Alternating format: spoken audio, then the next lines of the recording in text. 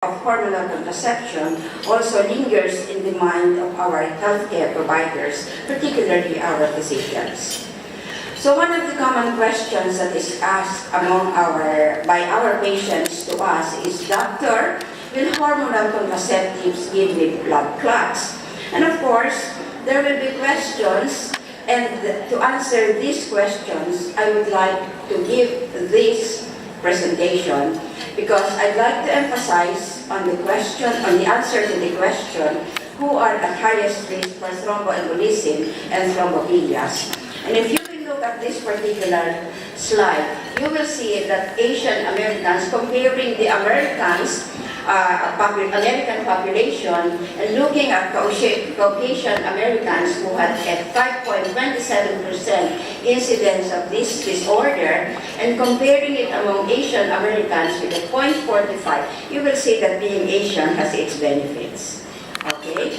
So the question next that is to be asked is, which factor carries the highest risk for venous thromboembolism?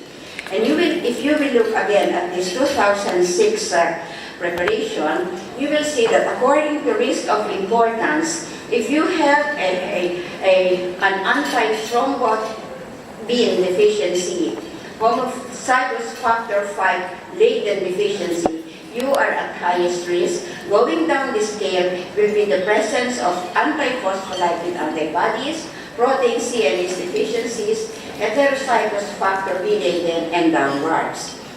Now, if you will look at risk factors for venous thromboembolism, persistent factors which you're going to correct, of course, is age, history of venous thromboembolism, malignancy, APAS, and genetically if you have thrombophilia. And transient risk factors, as you can see here, will be pregnancy, the use of oral contraceptives, which will be our main discussion this morning, hormone replacement therapy, immobilization, surgery, and smoking. And who are at lowest risk for factor V latent mutation? And to answer this question, if you will look at this bar graph, you will see that Asians, as you can see here, compared to other population groups, have the lowest risk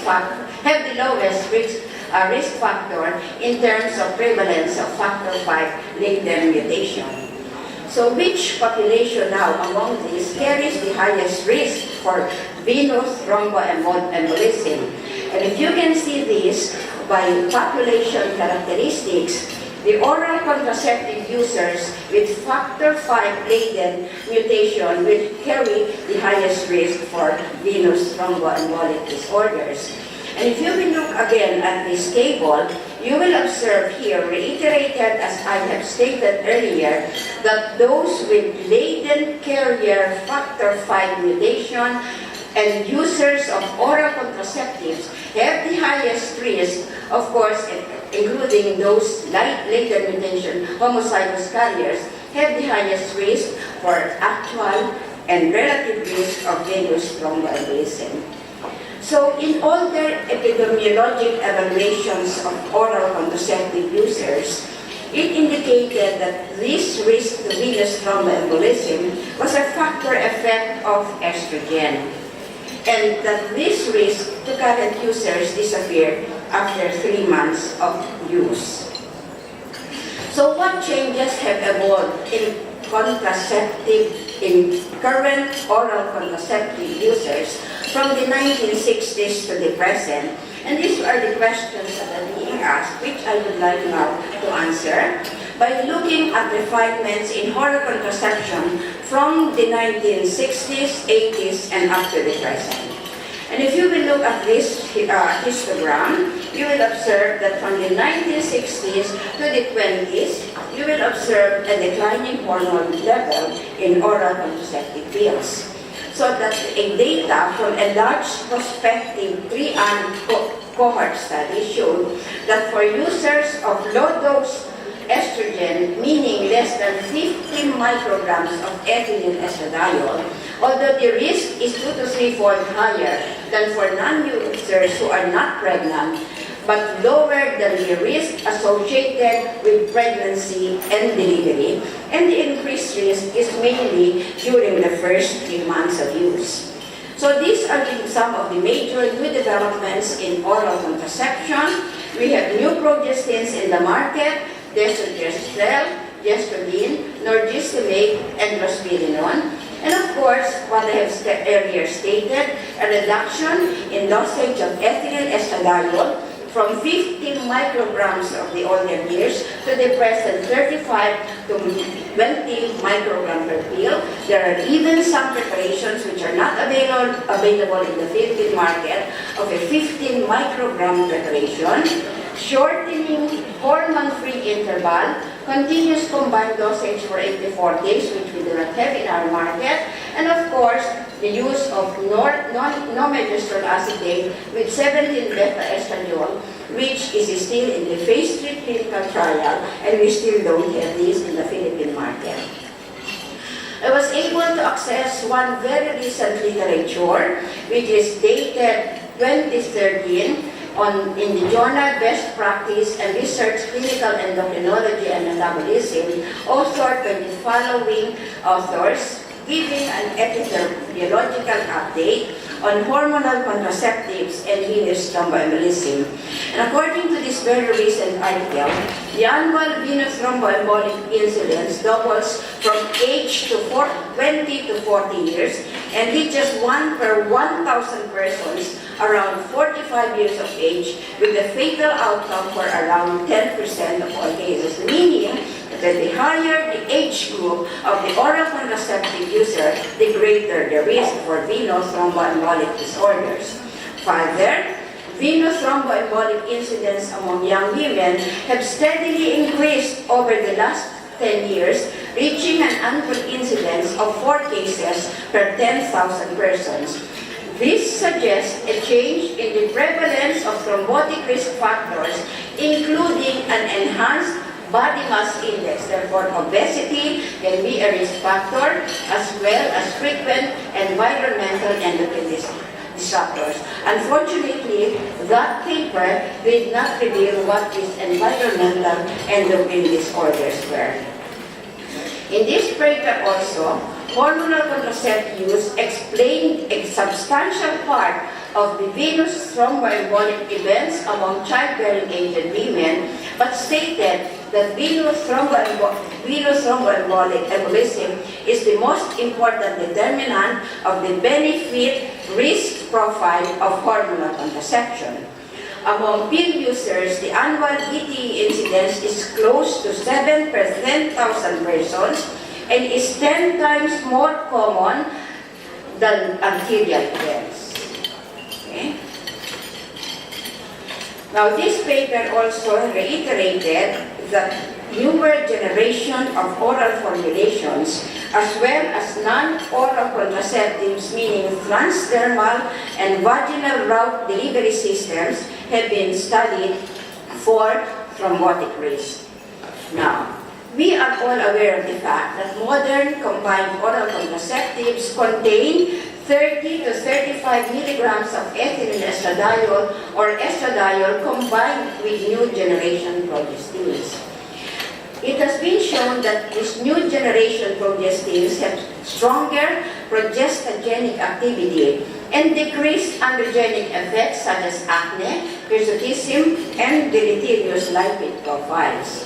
Further, the paper said that non-oral delivery methods are recent advances in combined hormonal contraception, including the vaginal contraceptive ring and the transvaginal contraceptive patch.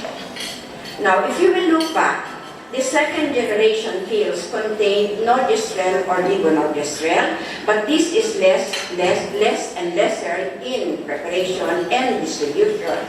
Since the 1980s, as I have earlier stated, 3 new progestins came into the market: norgestimate, desogestrel, and gestodin. Drospirenone, an aldosterone antagonist, and cyproterone acetate are molecules presenting high anti-androgenic effects and are classified as other generation pills. Why did I mention this? Because I would like to show you statistics on venous thrombotic event risk among these different oral contraceptives containing these progestins. It has been shown that third-generation pills, as I have mentioned, has been associated with a higher BTE risk than second-generation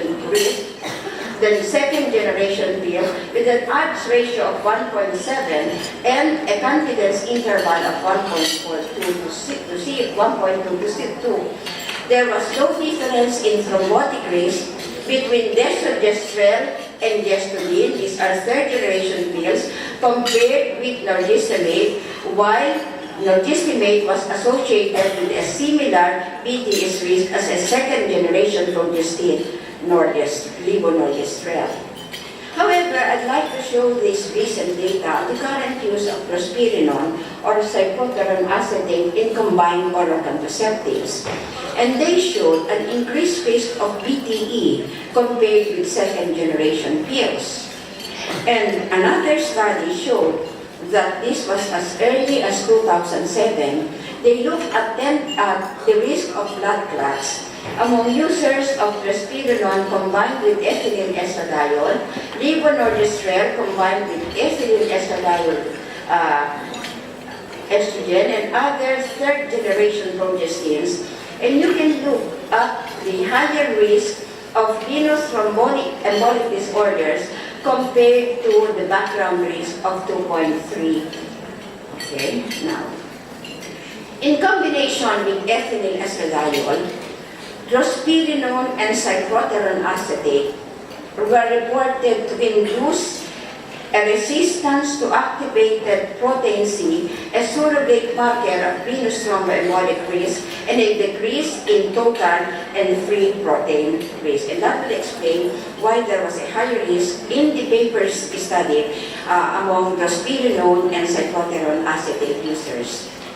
Now, further, this report showed that in the context of contraceptive use, non-oral routes of ethynyl estradiol administration seem to be more thrombogenic than oral routes. In contrast, low doses of both oral progestin contraceptives and intrauterine levonorgestrel could be safe with respect to BTE risk. Okay. The conclusion of this 2013 epidemiologic update was that combined hormonal contraception use is significantly associated with the risk of venous thromboembolism, even if the absolute risk remains small. To summarize this particular paper, the bullet point summary stated that hormonal contraceptives are used by millions of women worldwide. Venous thromboembolism is the most important determinant of the benefit-risk profile of hormonal contraceptive. Familial history of venous thromboembolism has to be systematically assessed before prescribing combined hormonal contraception. Reducing the daily dose of ethynyl estradiol from 100 micrograms to 50 micrograms, and from 50 micrograms to modern contraception of 30 micrograms or less leads to a decrease in the risk of venous disease. The risk of venous disease is higher among third-generation pills, drospirenone and cyproterone acetate combined pill compared with second-generation pills. The non-routes of ethynyl estradiol administration seem to be more thrombogenic than the oral route, and progesterone-only oral pills and levonorgestrel intrauterine devices are not associated with venous thromboembolism risk. So what have recent investigations established on reduced estrogen progestins in oral contraceptive pill users? Recent investigation showed there is no effect on contraceptive efficacy. There is reduction in oral contraceptive-related risk of cardiovascular, cerebrovascular, and thromboembolic disease, and therefore they offer potentials for improved compliance and safety. The 2001 WHED Committee of Experts gave this suggestion: women who use low-dose combined oral contraceptives who are non-smokers, normotensive, and non-diabetics are not at increased risk of heart attack or stroke when compared with non-users. Healthy users of low-dose combined oral contraceptives do have a 3 to 6-fold higher risk of venous thrombosis than healthy women who do not use COCs, but the absolute risk remains minimal. Further, in 2010, there was a report from the Journal of Family Planning and Reproductive Health Care that combined oral contraceptive pills have a favorable benefit-risk profile. All currently marketed low-dose COCs have similar risk of DTE regardless of the progestin used. For most women, benefits outweigh risk of serious adverse events. It is crucial to consider venous thromboembolism risk factor information when making a suitable contraceptive choice. Modern combined oral contraceptives aim to provide effective contraception with reduced risk of side effects and additional non-contraceptive benefits. And because of this, there is a recommendation from various societies, as you can see here, that accumulating evidence suggests that lower estrogen plus progestin doses may provide similar benefits with reduced side effects, and therefore they recommend the use of low-dose oral contraceptive pills. So the question to answer is what I have asked in the first slide. Is there still a risk of venous thromboembolism with the current low-dose formulation of oral contraceptive use? And again, aside from the 2013 journal report that I earlier quoted, I would like to present to you the latest edition of 2011 by Speroff and Darney on Clinical Guide for Contraception, and I literally quoted them on the 5-year update on venous thromboembolism and oral contraceptives. The risk of venous thrombosis associated with current use of oral contraceptives decline with increasing duration of use. The risk was slightly greater with the third generation progestins, degestrel and gestodin, and of course risperidone. Smoking more than 10 cigarettes per day increased the risk. Oral contraceptives with 20 microgram estrogen had a lower risk than products with 30 to 40 micrograms. Progestin-only contraceptive products did not increase the risk. The risk of venous thrombosis associated with modern oral contraceptives increased about 2-fold, but manifested primarily in the first years of use and concentrated in overweight women. The risk, as I have earlier stated, increased with age. The risk with low-dose OCs is more prevalent in high-risk individuals, and I have outlined for you those who are at high risk. OCs with the lowest dose of estrogen should be used for overweight and older women. Looking at this, in this literature report by Speroff in 2011, combined estrogen-progestin is contraindicated in women who have a history of idiopathic thromboembolism and in women who have a close family history of idiopathic VTE. Progestin only, like oral progestins, implants, medroxyprogesterone acetate, and levonorgestrel intrauterine system are recommended for high-risk women and for those who are anticoagulated. I'd like to remind you again the WHO precautions for the use of oral contraceptive pills, and particularly outlining the presence of venous thromboembolism is a contraindication to the use of your oral contraceptives. So summarizing this, the therapeutic principle in the choice of oral contraceptive pill is to utilize formulations that are effective and safe. Current data support that there is greater safety with preparations containing less than 50 micrograms of estrogen combined with low doses of progestin. Low-dose combined oral contraceptives cause only minimally and clinically non-significant changes in glucose and insulin levels. Low-dose combined oral contraceptives may even offer a protective effect on the cardiovascular system. So to conclude my report, low-dose oral contraceptives are very safe for healthy young women. Thank you.